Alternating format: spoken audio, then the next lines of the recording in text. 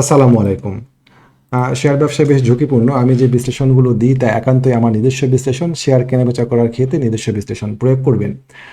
আজকে আমরা টোটাল আলোচনাটা কয়েক ভাগে ভাগ করেছি। প্রথমে আমরা একটু ইন্ডেক্স নিয়ে আলোচনা করব, কিছু ব্যাংক সেক্টরটাকে দেখব, ফিনান্স সেক্টরকে দেখব, ইন্স্যুরেন্স সেক্টরটাকে দেখব এবং এর পাশাপাশি আমরা মিউচুয়াল সেক্টরটাকে দেখব। আমরা বারবারই বলে আসছিলাম যে সামনে মিউচুয়াল ফান্ড বেশ ভালো করতে পারে, মিউচুয়াল ফান্ড সেক্টরটা মুভ করতে পারে।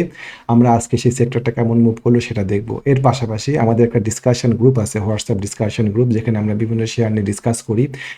শেয়ার কেনা বা বিক্রি করা যায় কিনা এই বিষয়গুলো নিয়ে আমরা আলোচনা করি। সেই ডিসকাশন গ্রুপে আজকে সারাদিনে আমরা কি কি করলাম সেটা আজকে আপনাদেরকে আমি দেখাবো।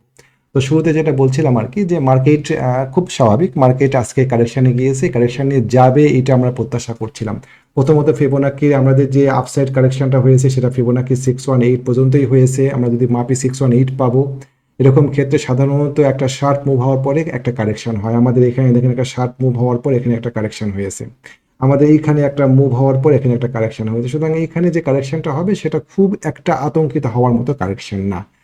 আমরা ঘাবড়াবো না যে মার্কেট শেষ হয়ে যাবে, মার্কেট ধ্বংস হয়ে যাবে, এরকম ঘাবড়ানোর কোনো কারণ নাই। আজকে মার্কেটের এত পতনের পরেও বেশ কিছু শেয়ারে ভালো প্রফিট আমরা দেখতে পেয়েছি, যে টেকনিক্যালি ভালো প্রফিট হয়েছে। তো চলেন আমরা ব্যাংক সেক্টর নিয়ে একটু আলোচনা করি। আমি প্রায় 15 দিনের কাছাকাছি ব্যাংক সেক্টর নিয়ে আপনাদেরকে সতর্ক করছি যে না, ব্যাংক সেক্টর ভালো হওয়ার কোনো সম্ভাবনা নাই। আমাদের এখানে যে প্যাটার্নটা তৈরি করে হয়ে আছে সেই প্যাটার্নটা একটা ইউনিক প্যাটার্ন, ফিবোনাকি নিয়ে একটা প্যাটার্ন। এই প্যাটার্নটা অ্যাকুরেসি রেট আমাদের দেশের মার্কেটে প্রায় 80%। চমৎকার ফিবোনাকির একটা প্যাটার্ন। এই প্যাটার্নটা যে বলছে যে সেক্টর নেমে 1450-এ চলে আসার সম্ভাবনা আছে। আমি যখন বলছিলাম এই কথা তখনও ব্যাংক সেক্টরগুলো ডিভিডেন্ড দিতে পারবে না এরকম নিউজ বাজারে আসে নাই, কিন্তু টেকনিক্যালি সিগন্যাল দিচ্ছিল যে সেক্টর নেমে আসবে 1450-এ। এখন হয়তো অনেকের কাছেই সেটা বাস্তবসম্মত মনে হবে। আমি যখন বলছিলাম এরকম জায়গাতে আপনার গত 9 মার্চ বা 10 মার্চ, তখন অনেকের কাছে এটা বিশ্বাসযোগ্য হয়নি যে ব্যাংক সেক্টর নেমে 1450-এ আসবে। অনেকে আর্গু করেছেন আমার সাথে, আমি তাদের সাথে আর্গু করতে যাইনি, তারা তাদের মতো আর্গু করছে।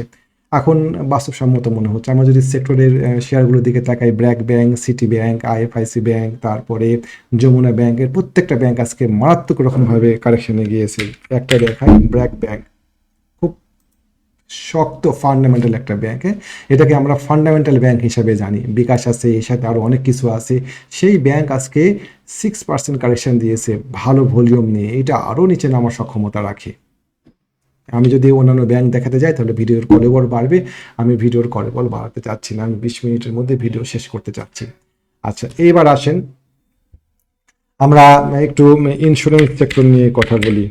সুতরাং ব্যাংক সেক্টরের সামনে 1450-এ নামার স্পেস আছে। ইন্স্যুরেন্স সেক্টর, ইন্স্যুরেন্স সেক্টর এবং ব্যাংক সেক্টর প্রায় একই ফিবোনাকি প্যাটার্ন তৈরি করে আছে, এবং ইন্স্যুরেন্স সেক্টর সামনে আগানোর মতো হালকা একটা স্পেস আছে, টেকনিক্যালি একটুখানি স্পেস আছে। কিন্তু সেক্টর আলটিমেটলি নিচে দিকে নামার প্রবণতাই বেশি, এবং যদি সেক্টর নিচে দিকে নামে সেক্ষেত্রে সেক্টর 32-50-এ নেমে যাওয়ার সম্ভাবনা আছে। এখন ইন্স্যুরেন্স সেক্টর 36-এ, সুতরাং 4 পয়েন্ট কারেকশন হওয়ার সম্ভাবনা আছে সেক্টরে। So be careful. এর পাশাপাশি চলেন আমরা ফিনান্সিয়াল সেক্টর দেখি। ফিনান্স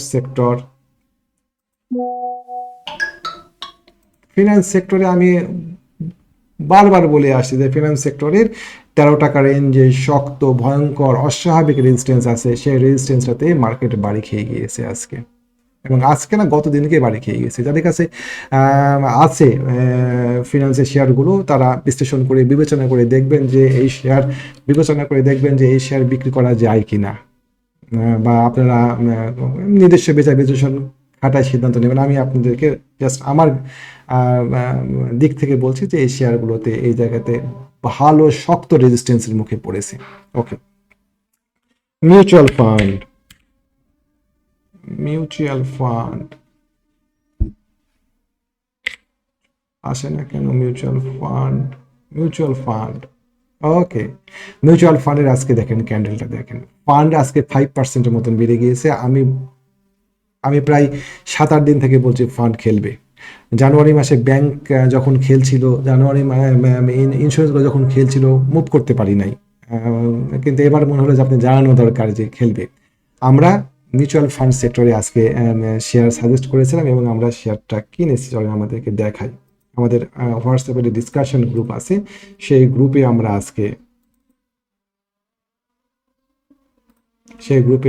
দেখেন আমরা স্টার্ট করি আমাদের ডিসকাশন গ্রুপ সকাল 9টায় এবং শেষ করি দুপুর 2:30টায়। এর মাঝখানে 1 ঘন্টার একটা ব্রেক নেওয়া থাকে আমাদের। যাই হোক, আমরা দেখেন শুরুতেই আমরা 9টা 15 মিনিটে আমরা বলি যে মার্কেটে 4টি ইসলামিক মিউচুয়াল ফান্ড আছে। আমরা ইসলামিক শেয়ার সাধারণত শেয়ার কিনি না, তো 4টা ইসলামিক মিউচুয়াল ফান্ড আছে, AIBL, IFIL, তারপরে CAPI IBP, CAPI আছে একটা, আর ACML IBP একটা আছে। তো আমরা এই 4টা শেয়ারের মধ্যে থেকে মিউচুয়াল ফান্ডের মধ্যে থেকে IFIL এবং AIBL এই 2টা মিউচুয়াল ফান্ডকে সিলেক্ট করি আজকের জন্য, এবং আমরা একটা ট্রেড প্ল্যান দিয়ে দিই। এখানে একটা চার্ট আছে, দেখতে পাচ্ছেন, চার্টের মধ্যে আমরা এখানে ট্রেড প্ল্যান দেওয়া ছিল আমাদের AIBL এবং IFIL এর মধ্যে। AIBLটাই আমরা ফার্স্ট চয়েস করি। আমরা এখানে মানি ম্যানেজমেন্ট নিয়ে কিছু বক্তব্য দিই যে শেয়ার ব্যবসায় সফল হতে গেলে পরে মানি ম্যানেজ করার কোনো উপায় নেই। আমরা একটা শেয়ারে সব টাকা এঙ্গেজ করব, এই বোকামি যেন আমরা না করি। এটা নিয়ে আমাদের একটা ছোট্ট বক্তব্য। আমরা প্রায় বলি মানি ম্যানেজমেন্ট, রিস্ক ম্যানেজমেন্ট নিয়ে আমরা সবসময় কথা বলি। এই মার্কেটে ব্যবসা করতে গেলে পারে, এই মার্কেটে টিকতে গেলে পারে মানি ম্যানেজমেন্ট, রিস্ক ম্যানেজমেন্টের কোনো বিকল্প নাই। আমরা কতটুকু শেয়ার কিনবো, কি শেয়ার কিনবো, এই বিষয়গুলো আমাদের ডিসকাশন থাকে। এবং আমরা একটা ভিডিও দিই মোটামুটি 10:30টার দিকে, যে ভিডিওটা এক্সক্লুসিভলি আমাদের এই ডিসকাশন গ্রুপের জন্য থাকে। রেগুলারই ভিডিও দেওয়া হয় না, প্রায় দিনই দেওয়ার চেষ্টা করা হয়। তারপরে আমাদের কাছে এশিয়াটিক ল্যাব হোল্ডে ছিল আমাদের 62-63 টাকার রেঞ্জে কেনা, আমরা সেটা হোল্ড করতে বলি। সিপাল শেয়ারটা নিয়ে ভিডিওতে আলোচনা ছিল, 42 টাকা রেজিস্ট্যান্স পার করতে পারলে শেয়ারটার উপরে দেখে যাওয়ার সম্ভাবনা আছে, সেটা নিয়ে আলোচনা করি। সামিট পাওয়ার হোল্ডিংয়ে ছিল, সামিট পাওয়ারটাকে কনভার্ট করার সাজেশন দেওয়া হয় যে ঠিক আছে, এইটা যদি কারো মনে হয় যে সামিট পাওয়ার টেকনিক্যালি ভালো হওয়ার জায়গা আছে, কিন্তু যদি কেউ কনভার্ট করতে চায় তাহলে একমি এটা কনভার্ট করা যায় কিনা, এই বিষয়ে তাদের একটা পরামর্শ দেওয়া ছিল।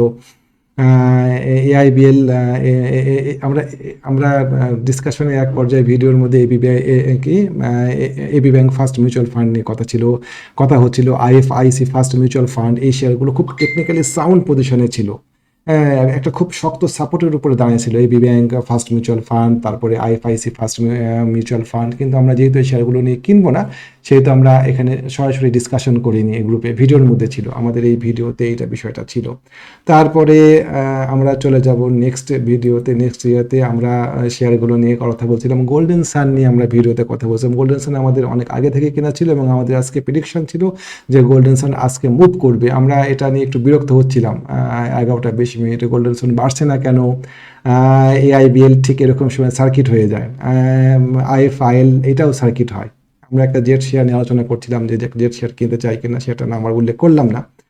আমরা ঠিক 1টা 30 মিনিটে আমাদের এই ডিসকাশন গ্রুপ ক্লোজ করে দিলাম। আমরা আবার 1টা 30 মিনিটের পরে 1টা 30 মিনিটে আসি। যাওয়ার আগে গোল্ডেন সানের কথা বলে গিয়েছিলাম, গোল্ডেন সান কথা রাখছে। 12টা 45 মিনিটে গোল্ডেন সানের মুভমেন্ট শুরু হচ্ছিল। যাই হোক, ইত্যাদি ইত্যাদি আমাদের ডিসকাশন গ্রুপ নিয়ে কথা আজকে এখানেই শেষ করি। চলেন আমরা এখন যাই, আমরা কিছু শেয়ার নিয়ে আলোচনা করি। একমি পিএল এই শেয়ারটা ওপেন ডিসকাশন ছিল আমাদের ফেসবুক পেজে। যারা আমাদের ফেসবুক পেজে থাকেন তারা জানেন আমরা এই শেয়ারটা কিনেছিলাম 16 টাকা 20 পয়সা। আমাদেরকে একটু ভোগালো বটে, ফেব্রুয়ারি মাসের মাঝামাঝি সময় শেয়ারটা আমরা কিনেছিলাম। শেয়ারটা আজকে মুভমেন্ট দিয়েছে এবং আশা করছি এই শেয়ারটা টেকনিক্যালি আপসাইড যাওয়ার যথেষ্ট সুযোগ আছে। কেমন, তো সার্টেন একটা স্টপ লস ধরে শেয়ারটাতে এন্ট্রি আমাদের নেওয়া ছিল। শেয়ারটা আজকে খুব ভালো অবস্থাতে আছে। গোল্ডেন সান এই শেয়ারটা টেকনিক্যালি এত চমৎকার পজিশনে ছিল যে আমাদেরকে শেয়ারটা রিটেলি ডাকছিল যে আমাকে এন্ট্রি দাও। এটা নিয়ে আমার ট্রেনিং মেম্বারদের নিয়ে আমাদের একটা গ্রুপ আছে, সেই গ্রুপে মেম্বাররা প্রতিবাদ করে উঠলেন যে কেন আমরা এই শেয়ারটা কিনবো। মানে ওনারা ঠিক বুঝতে পারছিলেন। আমি ওনাকে বললাম এখনো আঁকানোই আছে যে টোটাল এই চার্টে 10 টাকা 60 পয়সা এটা একটা খুব ইম্পর্টেন্ট জায়গা। 10 টাকা 60 পয়সা ভয়ঙ্কর একটা ইম্পর্টেন্ট জায়গা। প্রাইস উঠে গিয়ে ভালো ভলিউম নিয়ে রিজেক্ট করে গিয়েছে, পরের দিনকে এটা আবার রিকভারি করেছে, ভলিউম আমাদের বাড়ছে। সুতরাং এই শেয়ারটাতে টেকনিক্যালি আপসাইড স্পেস অনেকখানি উপরে আছে। এই শেয়ারটা কেন পছন্দ হবে না?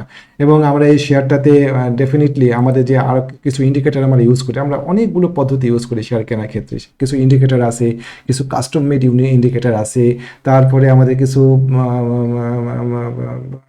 কিছু মুভিং অ্যাভারেজের সাপোর্ট আমরা নিই, সব কিছু মিলাই শেয়ারটা খুব পজিটিভ একটা পজিশনে ছিল। তো এই শেয়ারটাতে এন্ট্রি কনফার্ম ছিল, এই শেয়ারটাতে বেশ অনেকটা টেকনিক্যালি বিষয়টা খুব সাউন্ড ছিল এই শেয়ারটা এন্ট্রি দেওয়ার ক্ষেত্রে। আজকে শেয়ারটা মুভমেন্ট দিয়েছে। তারপরে তারপরে আজকে আপনারা হয়তো খেয়াল করেছেন বিডি অটোকার ভার্সেস হাক্কানি পাল্প নিয়ে একটা অ্যানালাইসিস ছিল। বিডি অটোকার কিন্তু আজকে সার্কিট লেগে গিয়েছে। তারপর ঠিক আছে, এসপি সিরামিক, এসপি সিরামিক এই শেয়ারটা এই শেয়ারটা ওপেন দেওয়া ছিল আপনাদের ফেসবুক পেজে। জানি না আপনারা কেউ নিতে পারছিলেন কিনা। এই শেয়ারটা 19 টাকা 20 পয়সা এই শেয়ারটা ওপেন দেওয়া ছিল, যে শেয়ারটা সম্ভাবনাময় একটা শেয়ার। ঈদের আগে যে 5টা গিফট শেয়ার ছিল তার মধ্যে এটা ছিল একটা, এবং সবগুলো শেয়ার মুভ করলে পরেও এসপি সিরামিক শেয়ারটা আজকে মুভ করলো ফার্স্ট। আজকে মুভ করলো মানে কি ওদের তুলনায় আর কি। শেয়ারটা 19 টাকা এই লেভেলে শেয়ারটা লোকেট করা ছিল, আজকে শেয়ারটা 22 টাকা। আপসাইড টার্গেট শেয়ারটাতে আমি আর বলছি না, যেহেতু আমাদের কাছে আছে। এই শেয়ারটা উপরের দিকে যাওয়ার আরও সক্ষমতা রাখে। শেয়ারটা এখানে ফ্ল্যাগ প্যাটার্ন কমপ্লিট করেছে, ফ্ল্যাগ পোল আমার টেনে আমরা টার্গেট বের করতে পারি। আলহামদুলিল্লাহ, এটা বেশ ভালো একটা শেয়ার হয়েছে। এশিয়াটিক ল্যাব, এশিয়াটিক ল্যাব এটা একটা লম্বা রেসের ঘোড়া। এই শেয়ারটা ডোমিনিজ বা ফাইন ফুডের মতো এই শেয়ারটা মুভমেন্টে আসতেই পারে আরও। কেমন ডোমিনিজ বা ফাইন ফুড যেভাবে আগাচ্ছে, এশিয়াটিক ল্যাব সেভাবে আগাতে পারে। তারপরে চলেন আমরা হাক্কানি পাল্প নিয়ে কথা বলি। হাক্কানি পাল্প এবং বিডি অটোকার। হাক্কানি পাল্পের লক্ষণ বেশ ভালো, এটা নিয়ে টেকনিক্যাল অ্যানালাইসিস করা যায় এবং বেশ চমৎকারভাবে অ্যানালাইসিস করা যায় হাক্কানি পাল্প নিয়ে। হাক্কানি পাল্প আশা করছি যে এই শেয়ারটা হয়তো আমরা এখনও এই শেয়ারটা নিয়ে আমাদের এন্ট্রি বুকে এন্ট্রি করে নিইনি, কিন্তু এই শেয়ারটা আমাদের নজরে আছে হাক্কানি পাল্প। Okay fine. তারপরে আসেন আমরা আমরা আর একটা কথা বলি। আপনাদের কি মনে আছে আমরা খান ব্রাদার্স পিপিপি ওভেন ছেড়ে দিয়েছিলাম? খান ব্রাদার্স পিপিপি ওভেন ছেড়ে আমরা এন্ট্রি নিয়েছিলাম হচ্ছে সাইড পাওয়ার আর অ্যাপোলো ইস্পাতে।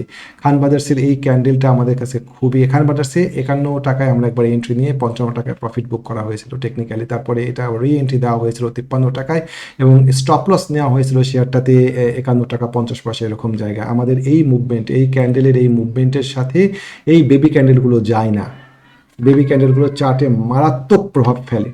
আপনারা যারা ভিডিওগুলো দেখেন নিয়মিত, আমাদের এই বড় একটা লার্জ ক্যান্ডেলের এগেনস্টে ছোট ছোট বেবি ক্যান্ডেল আমাদেরকে ইঙ্গিত দিচ্ছিল যে হাক্কানি পাল্প আমাদেরকে ভোগাবে, সরি খান ব্রাদার্স আমাদেরকে ভোগাবে। সুতরাং আমরা খান ব্রাদার্স থেকে বের হয়ে যাওয়ার সিদ্ধান্ত নিয়েছিলাম এবং আমরা স্টপ লস নিয়েছিলাম খান ব্রাদার্সে 51.50-এ। সেটা খুব ভালো সিদ্ধান্ত হয়েছিল এবং এখান থেকে স্টপ লস নিয়ে আমরা, স্টপ লস মানে কি ওই কেনা দামের কাছাকাছি 52 টাকা 53 টাকাতে কেনা শেয়ার আমরা 51 টাকা 50 পয়সা থেকে বের হয়ে আসি এবং এটা থেকে বের হয়ে এসে আমরা সাইড পাওয়ার এবং অ্যাপোলো ইস্পাত এই দুটো শেয়ারে এন্ট্রি দিয়েছি। অ্যাপোলো ইস্পাত চমৎকার, আমাদের অ্যাপোলো ইস্পাতে এন্ট্রি ছিল 3 টাকা 70 পয়সা 3 টাকা 50 পয়সা এরকম জায়গাতে সুন্দর একটা মুভ দিয়ে উপরে। এবং সাইড পাওয়ারে গত দিনকে আমার ব্যক্তিগত এন্ট্রি ছিল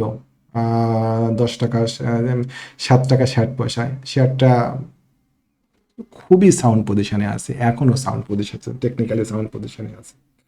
তো ঠিক আছে, আমরা অনেকগুলো শেয়ার নিয়ে আলোচনা করলাম। চলেন আমরা আর কয়েকটা শেয়ার নিয়ে আলোচনা করে শেষ করে দিই। সম্ভাবনাময় শেয়ার, যে শেয়ারগুলো আমাদের গ্রুপেও ডিসকাশন করেনি, একান্তই আপনাদের জন্য বঙ্গজ এই শেয়ারটা আজকে আমার নজরে আসে। শেয়ারটা ভালো লাগছে আমার কাছে আজকে। এই শেয়ারটা টেকনিক্যালি মুভ দেওয়ার চেষ্টা করছে, ভালো ভলিউম পেয়েছে। আমরা সার্টেন কোনো কনফার্মেশন যদি আগামী দিনকে পাই, তাহলে পরে এই শেয়ারটা নিয়ে আমরা আরও এন্ট্রি দেওয়ার কৌশলগুলো খোঁজার চেষ্টা করব। তারপরে বিডি থাই এই শেয়ারটা দেখেন, দুইটা বেবি ক্যান্ডেল আজকে আমার নজরে কেড়েছে। এই দুটা বেবি ক্যান্ডেল আপনারা দেখতে পাচ্ছেন কিনা, এই দুটা বেবি ক্যান্ডেল আমার নজরে কেড়েছে। আমরা কনফার্মেশনের অপেক্ষায় থাকবো এই শেয়ারটা নিয়ে। ভলিউম সোলো, যদি কনফার্মেশন আসে আমরা এটাতে এন্ট্রি দিব কিনা সেটা আমরা দেখবো। এটা আমরা আমাদের ডিসকাশন গ্রুপে আলোচনা করবো, আপনাদেরকে অগ্রিম জানাই দিয়ে যাচ্ছি আর কি। তারপরে কেয়া কসমেটিক্স, এটা একটা Z category share. Z category নিয়ে আপনাদের সাথে আর কোনো কথা বলবো না, আপনারা কেউ ডিফেন্ড করেন না। অনেকে আসে বেশ শক্ত ভাষায় কথা বলেন, আপনারা সে সমস্ত কথাবার্তার কোনো প্রতিবাদ করেন না। তো জেড নিয়ে আপনাদের সাথে আর কথা বলবো না। কেয়া কসমেটিক্স, তারপরেও বলি একটা নিয়ে, কেয়া কসমেটিক্স। জেড কোনটা ভালো করেনি বলেন? হামিদ ফেব্রিক্স, HFL, HFL দেখেন চমৎকার। আমরা লোকেট করেছিলাম শেয়ারটা 8 টাকা 20 পয়সায়। আমাদের ট্রেনিং মেম্বারদের অনেকের কাছে এই শেয়ারটা 8 টাকা 20 পয়সায় আছে। টেকনিক্যালি এই শেয়ারটা খুব সাউন্ড ছিল 8 টাকা 20 পয়সায়। হামিদ ফেব্রিক্স, তারপরে অ্যাপোলো ইস্পাত, সাইপ পাওয়ার, নিউ লাইন, এসএসসি স্টিলের কত খারাপ নিউজ আসলো যে, সরি, যে এসএসসি স্টিলের মালিকের বিরুদ্ধে এটা হয়েছে, সেটা এসএসসি স্টিল দেখেন আজকে বেশ ভালো, আজকেও শেয়ারটা 4% মতন বাড়ছে। কি হলো? এগুলা চালু কোম্পানি, এগুলা নিয়ে ঘাবড়ানোর কিচ্ছু নাই। তো যাই হোক, আমরা এরপরে বঙ্গজ গেল, বিডি অটোকার গেল, বিডি থাই, ফরচুন এই শেয়ারটা কিন্তু সামনে ভালো করার যথেষ্ট সুযোগ আছে। ফরচুন কেমন টেকনিক্যালি আপনাদের সাথে আলোচনা করছি, এগুলো নিয়ে আরও টেকনিক্যাল বিশ্লেষণ করা যায়, আরও দেখা দরকার যে কোথায় এন্ট্রিগুলো আসে এই শেয়ারগুলোতে। এই বিষয়গুলো দেখে এন্ট্রিগুলো নেওয়ার ক্ষেত্রে আমরা পদক্ষেপ নেব। ভালো কথা, মোটামুটি এই আর কি। আজকে আর বেশি বড় ভিডিও না করি, অনেক বড় ভিডিও আপনারা দেখতেও চান না।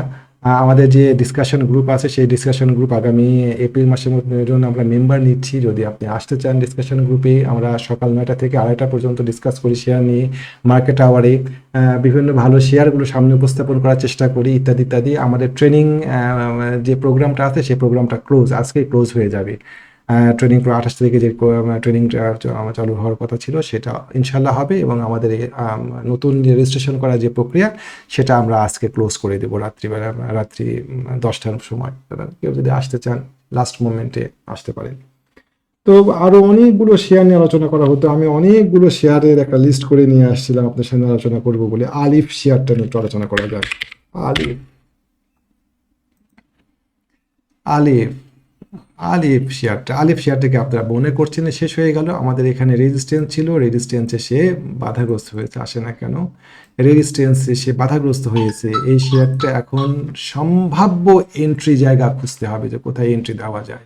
সম্ভাব্য সবচেয়ে ভালো এন্ট্রি পয়েন্ট শেষ হয়নি এ ধরনের শেয়ারগুলো। আমরা কেন মনে করছি যে শেয়ারগুলো শেষ হয়ে গিয়েছে? এই শেয়ারটার নামও কমুক, কোথায় এন্ট্রি দিব, এন্ট্রি কৌশলটা কি হবে, কোন কৌশলে আপনি এন্ট্রি দিবেন, মুভিং অ্যাভারেজ দিয়ে এন্ট্রি দিবেন, না ফিবোনাক্কি দিয়ে এন্ট্রি দিবেন, না ইন্ডিকেটর খুঁজে এন্ট্রি দিবেন, এই বিষয়গুলো আমাদের দেখা উচিত আলিফের ক্ষেত্রে।